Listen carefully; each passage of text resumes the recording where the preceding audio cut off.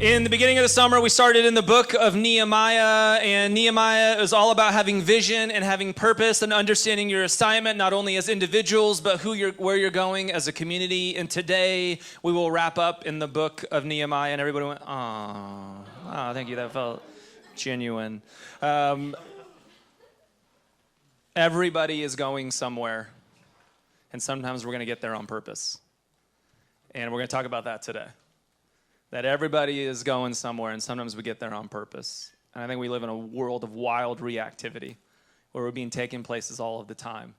I think one of the most beautiful, most empowering things about our faith is we have the ability to create the lives that we want, to create with purpose. I think the book of Nehemiah leads us there. And to talk about purpose, we're going to talk about some things.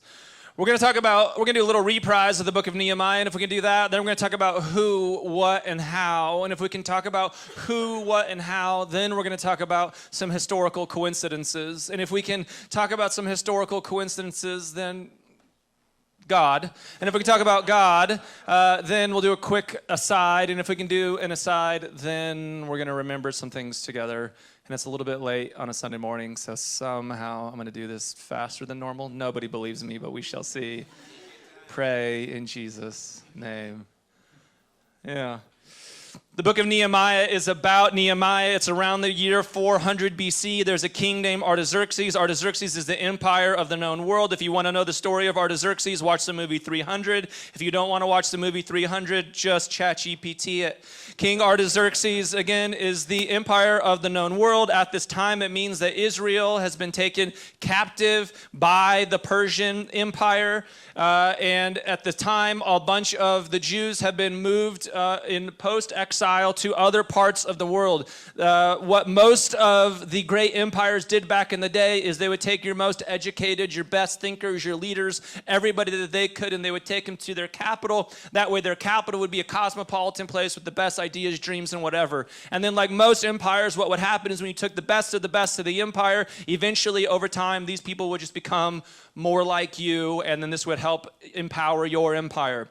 The Jewish story in the Hebrew Bible is always a little bit different, and anthropologically speaking, it is really the only story that I know of historically where when people are taken captive by another empire, they just don't follow the God of that empire. In fact, all of the stories of the Hebrew Bible are about being taken into captivity and the people of God, the Israelites, staying faithful or trying to figure out what it means to be faithful to Yahweh, their God, even though from a historical perspective, their God had been defeated many a times by all of the other gods. What's most interesting to me about that is that defeated God, which eventually shows up in the person of Jesus, right, is the story that you're sitting here with 2,000 years later. We don't sit with stories about Zeus and Mars and the stories of the Persian Empire. It's not stories about gods who defeat and dominate. It's stories about gods who suffer and sacrifice and serve, a different way of seeing God in the world, even though we live in an empire who loves to talk about Jesus as dominating as well. But that is not the good news of Jesus.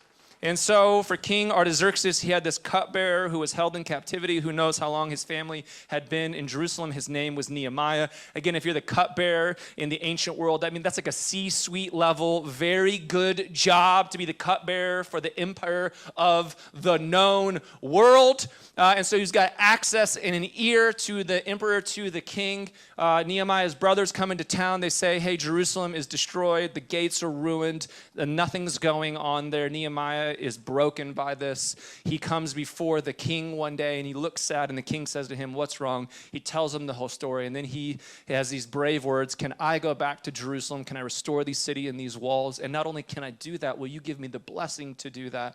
Will you write all of my papers and give me the visa and the passport that I need so that I can do it appropriately? I will return, but this is something that I feel in my bones. And Artaxerxes says, yes. Go for it.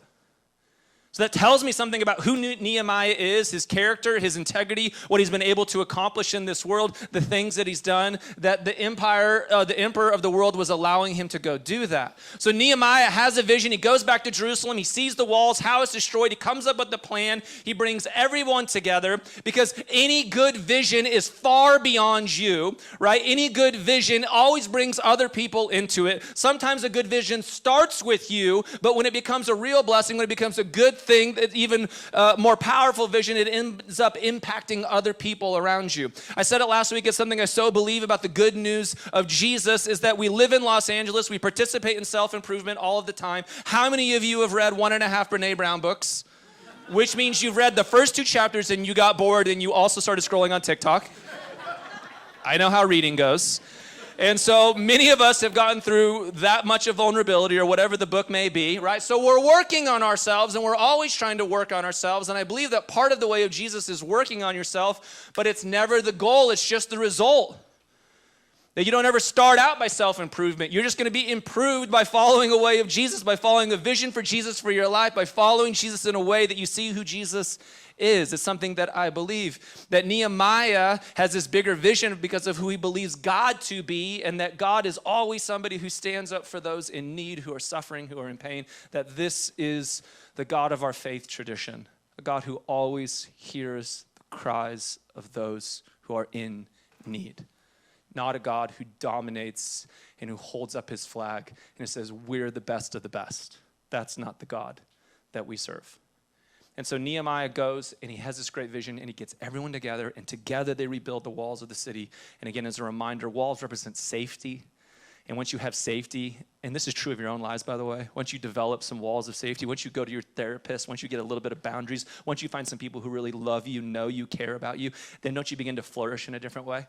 Don't you begin to dream in a little bit different way when you know that you're not alone, when you know that it's going to be okay? Sometimes when you feel safe because you got $500 in your bank account instead of negative $500 in your bank account, don't you begin to dream in a little bit different way, right? When you get the job that you wanted, this is the point, right? It's the same. It's a universal story of all times that they get the walls built, and then once they get the walls built, Nehemiah reminds them of who they are. When they're rebuilding the walls in Nehemiah, by the way, this is just a side note. You can read Nehemiah. You can do it too. Like, come join in, read the book. It's going to be awesome for you. How many of you read Nehemiah in a while? One of you, let's go. God sees that hand. All right. There was 2? Obviously, right? He's like, you know what I'm going to do before I go dance salsa for my 25th birthday? I'm going to read some Nehemiah, you know. Get to chapter 5, chapter 4. They're doing like who so built the walls. It's really exciting. It's not, but it's also beautiful. And it's worth checking out because I just believe that having these stories in us is a good thing. And what we learn to do with these stories is we don't have to take them all literally, but we take them seriously. And we know that these stories have so much truth for us and they grow us and they change us and they shape us. And we need these things in us because there's going to come a point in our life where we need vision and purpose for who we are and where we're going. And that we want a vision and purpose that is like deep within our bones, and we want to bring other people into that vision and purpose as well. And many of us live in a place like Los Angeles because you're the storytellers of the world and you have something to say. So let it be said. And so Nehemiah does the thing. He builds the walls. He gets everybody going in the same direction. And he eventually goes home. And then he comes back. And when he comes back, you know, people are people. And they're doing the things that they were doing before. They're marrying pagans. That's a fun one. I love it. It says marrying pagans. It's a good time. And they're, I'm going to talk about that in a second, actually. It's a real story. They're not honoring the Sabbath. And they're doing a bunch of other things. And Nehemiah's all frustrated by it. And so the story is really about, again, if you take the Bible literally, this is always my favorite, by the way. This has nothing to do with my sermon. I'm going to step over here. Let's just have a conversation real quick. For all the people in your life that are always telling you to take the Bible so literally, no one is taking the Bible literally. That's just a myth, right? They're taking parts of the Bible literally. They're taking the parts that they want to take literally, just so you know. Just to my evangelical brothers and sisters in the world, when they take the parts of the Bible that they think are literal about homosexuality, even though there's only 6 verses in the New Testament, every single word that says homosexuality is actually a different word. None of them mean the same thing in the Greek. It doesn't mean what we think it is today. It's like saying blueberry, pineapple, banana. And it's all different, people, right? But it just says one word, and they've been told you need to take this literally. But the 1,000 times, by the way, and I mean this 1,000 times it says do not be greedy, they're like, I don't actually think that's what the Bible means. That doesn't feel right to me, right? So I'm just saying, people don't take it literally, but you should be faithful to it. That it stood time for thousands of generations for a reason. My wife and I went to go pick up our kids from camp this week. By the way, my kids were gone at camp for a week. Incredible. Honeymoon doll week with my wife. So chef's kiss. He has a glow. Okay. I hope she's listening. Okay. Another aside. We're listening to Nehemiah in the car because she had no choice. I was controlling the phone at that point. And I'm like, isn't it just mind-blowing that 2,400 years later that this story is still something that we're listening to? Because there's still truth in it. There's still power in it. These are the words that we still need as human beings. We want to be guided with purpose. And even though we're not trying to tell stories of people not marrying pagans anymore, you know what that story does say? Hey, find people in your life, find a spouse, or just find friendships with people who share your values. And that doesn't mean that you maybe can't even have different faith traditions. I mean, just share values. Good values of being kind and being transformed and being healed, caring for the poor. Find those people in your life just going to work in a different way. You should honor the Sabbath. By the way, the Sabbath, I'm going to run for president one day, and I'm going to do two things. I'm going to say, one, here's my first one, by the way, is vasectomies for all men at 16. Okay, here's why. I get pro-lifers and pro-choicers, right? You're right, it is your body, but we should snip all of them, and when they want to do it, the government will pay for it. Vote Cory 2030. Okay, great. The other thing is we should do the Sabbath. All conservatives and all progressives should be fired up about the Sabbath. Here's why. We don't think about it in some crazy way, but you should. The Sabbath was originally told to a bunch of slaves who never had a day off. There was no such thing as PTO 3,000 years ago. That's the most progressive idea that you can possibly imagine. Everybody gets the seventh day off. No matter if you are the pharaoh or if you are the slave, everybody deserves rest. Margin, boundary, space to be cared for. That's wildly progressive, right? And for all my conservatives, like, we're just holding biblical values over here, right? This is what we should do. The point is, get into the stories again, my friends, and take these things seriously and see what they do for your life and how they shape you and transform you, how they guide the purpose that you have. That I think that our faith tradition, that our scriptures still have things for us. We just got to think a little bit differently about it. We got to put some different lenses on, but I think it's beautiful and meaningful for us. So Nehemiah is talking about purpose, and at the very end, this is the very last thing that Nehemiah says. He says, "Remember me with favor, my God." In the Hebrew, Nehemiah's done all these things. He's getting the people back onto Sabbath. He is helping them with the pagan marriage thing, right, and a bunch of other stuff. And he's about to go home, back to Artaxerxes again. And what he's really saying is, God, would you just remember the good that I've done in this world? And it's this like ancient way of saying of like, write my name in the book of life. Like, remember all that I've been about. What it doesn't say is, and happily ever after it all worked out. No, it just said, I had a vision and I had a purpose and I was faithful to it and I gave it everything that I had, and I had to come back again and help reform them again, help push them a little bit forward again. And if you read scripture, if you know your life, you know it doesn't work out perfectly after this. That there's always going to be room for new vision and new purpose in recalibrating who you are as a human being. And you're just trying to be faithful to the best of your ability when you can be faithful. And that takes two things as you're trying to have purpose in your life. One is, it first takes you. You're the who in this story. You can choose to be the who, by the way. You don't have to be the who. Because I know for so many of us in this room, there's been a what. Have you ever just had that like what hit you? Like, I need to do this with all of my bones. I need to make this happen. I'm so passionate about it. Man, I feel like God is actually saying this to me. And how many of you didn't do it, and 2 years later, you're like, I swear to God, that was my movie idea, right? I swear to God, we talked about that at coffee. I can't believe they now have that relationship. Have you ever felt you missed the what? And this is one of those stories of when you have that what in your heart, do something about it. Choose to be that who if you can.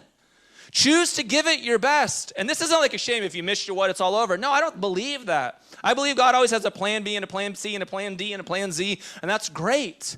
Just keep putting your best foot forward. But maybe this is one of those moments where you're like, no, the pastor did say at the beginning of summer, I should go pick that one thing. I picked my one thing, and you should see my swing. It's a great swing, right? And I feel better for it because I was committed to my what? And I took the risk, and I was brave enough to go do the clinical trial. And I flew international to Texas, and I came back engaged. That you got to know your what and trust that. How do you get clarity for your what in your life right now? How do you continue to bring good people in your life to help you with your what? How do you make some choices, like small choices on your what? Again, if your what is like a big marathon, this is a really important one. The bigger your what, probably the more time you need to prepare for it. How many of you have ever had like this massive what? A day goes by and you're like, probably not for me, I guess. Yeah, I guess God's just not here showing up for me anymore. You're like, you said like end all poverty, right? That was a big what to say. So you're gonna have to go do some steps. And maybe you're like, okay, the marathon's out here. This is my what? This is what I wanna do. But I gotta start like, I can't even run a mile right now. Go get clear on a baby step about your next what. If I can just do this, I'm literally one step further than I was to my marathon a day ago. And how do I get clarity and how do I put my what together? So, because I could trust this reality. And this is the part you keep putting in yourself. I'm worth being this who? Why not me? Why not this vision? Why not that story? Why not that job? Why not this relationship? I am worth this who? And our whole faith tradition, again, is written to the slave, to the immigrant, to the widow, to the one who cries out to God. There's reason for that. It's trying to say, this covers everybody. So go have a vision for your life. Go create what you want. How is hard? Of course it's hard. And that's why you come up with a game plan. And that's why you bring other people into it. And that's why you're gracious to yourself. And that's why it's progress and not perfection. And that's why you don't live in shame. And that is why you read a Brené Brown book. And that is why you take little things just to keep growing and growing and growing and following this way of Jesus. Because it's going to guide your purpose in this world. So if you're going to have purpose, trust that you're the who. Trust in that what dream that's in your bones. And maybe today's the day you're like, I'm taking the step. Or I'm continuing my steps. And the how, put a plan together. Bring other people into that. You can do it. It doesn't have to be elusive. And then there's one other side of this thing. And this is people, we're in a church on a Sunday morning. God. You're going to need God. I say it all the time for my 12-step brothers and sisters in the room. The story literally starts with, right, came to believe that a power greater than myself could restore me to sanity. I'm going to need something beyond me to get here. Here's why you should read Nehemiah as a bunch of Angelinos in 2026. No miracles. Not one. Never do you see God show up. And every other chapter, there's Nehemiah saying, man, I'm doing this because I just think that had to be God's favor when Artaxerxes says, yeah, you can go. Man, I just believe this has to be God's favor because I got to Jerusalem. I knew I was the who. I had my what. I put a plan together. I got here. I didn't know what I was going to do once I got here, but I started asking around and people kept saying yes. I feel like that's got to be God. Oh man, I can't believe we built the wall in 4 months. They can't even build the 210 in 7 years. We built this in 4 months, right? With like, I don't even know what kind of tools they had. They had bubble gum. I'm not sure. It doesn't matter. It wasn't helpful, right? And so that had to be God doing that. Oh, there was all this adversity in the story. That's also what Nehemiah is about. Guess what? Sometimes when you have your plan and your purpose and your vision for your life, there's adversity. There's other people who don't want this plan. There's things that just work about against you. You're just tired some days. Some days you're just pouty and grumpy and you're hungry, right? Some days you just want to veg out. That's just life. But what Nehemiah keeps reminding you, but man, I'm never going to forget the God's in this story. I'm never going to forget the God's in this story. I'm never going to forget that this vision feels like something bigger than me. I'm never going to forget my faith tradition and what I'm about and my compass for who I am and what I believe in this world. And this way of following Jesus shows me the best of God and the best of what it means to be human. It also shows me the way that I can live my best life. And I'm so interested in that. I'm never going to forget that God is the God that holds all of the universe together, 13.8 billion years of evolutionary history, whatever the hell all that means, and yes, that's awesome. And that there's a God who's personable in Jesus that I can have a relationship with and experience with. And that when I hold that thing, when I make time for that thing, when I invest into that thing, when I make space for that thing, when maybe I go back to like my old evangelical roots and I do like a quiet time every now and then just because I need to like focus on something else besides my social media reel. I don't know, but maybe this is good for me. And maybe there's a way that I want to create my life, and I know that I'm creating my life. I know that I have the ability to create my life because I'm made in the image of a creator. And I know that I'm reminded of that because my faith tradition tells me that and again and again and again. And if I forget that, there's some like straight white dude who's always yelling at me on stage on a Sunday telling me that. So live into your purpose. Trust that you're the who. Trust that God's what is already within your bones. Go work on the how. And know that you're not alone in your vision. Trust that God is there doing good things with you and through you. And I almost forgot to do this, but I'm going to do it real quick. I just want to read this to you, talking about a who. Way out of order, but this was fascinating to me. I just want to end with some historical coincidences in life that when we don't believe that we're the who or we don't listen to our what, that what I'm fascinated is the plan still happens without us. Here's interesting. Did you know that when Isaac Newton was developing calculus, there was another guy named Leibniz who was developing calculus in the very same year, and they didn't know it with one another? That should blow your mind. Did you know that the theory of evolution by Charles Darwin was also being proposed at the very exact same time as another guy named Wallace? Did you know that Alexander Graham Bell, when he put in his patent for the telephone, that another guy named Elisha Gray filed patents for the telephone on the exact same day, and they didn't know that each other were doing it? The airplane, Tesla radio, insulin, quantum mechanics, relativity, all of these things were working on by simultaneous people around the world, unbeknownst to other people around them. You know what that tells me? God's going to get God's vision one way or the other. God was going to rebuild those walls. Nehemiah just said yes. That should encourage you that you can do it. What if it's God's vision? That takes a little pressure off of you. You need to go to Edinburgh. Because when you go to Edinburgh, you're going to go tell other people about it. And it's going to remind people in a room during good news that they too need to go pursue their creative dreams because they're in La La Land and that's why they're here. You all have a vision. You all have a purpose. You are that who. I believe in your what. The how is going to be so hard. Thank God we're doing it together. And thank God that I believe it's God's vision.